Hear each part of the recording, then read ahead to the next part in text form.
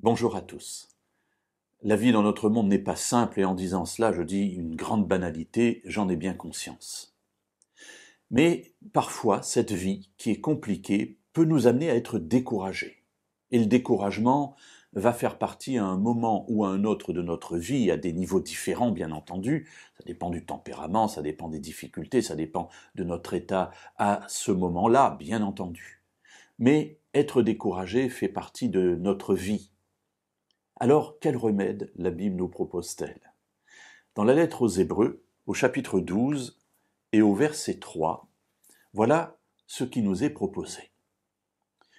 Considérez en effet celui qui a enduré de la part des pécheurs une telle opposition contre sa personne, afin que vous ne vous fatiguiez pas, l'âme découragée. Alors, celui qui a enduré de la part des pécheurs une telle opposition contre sa personne, eh bien, c'est Jésus. Dans le chapitre 12, au verset 1 à 3, l'auteur nous invite à regarder Jésus et à vivre avec notre regard porté sur lui. Et ici, il en tire une conclusion, donc dans ce verset 3, de manière très directe, en disant, eh bien, lorsque vous êtes en train de traverser des épreuves, considérez les épreuves aussi que Jésus a traversées.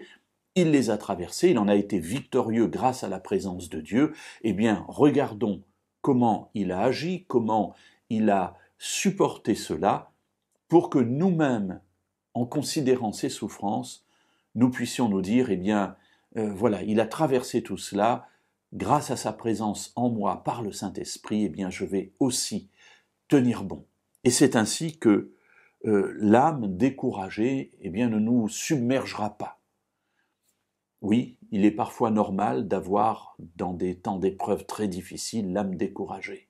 Mais ce que la Bible nous promet, c'est que nous puissions, grâce à cette communion avec Dieu, ne pas être entraînés par ce découragement jusqu'à perdre espoir et perdre la vision du futur, ce futur dans lequel Dieu nous propulse en quelque sorte grâce à la présence de cet esprit en nous.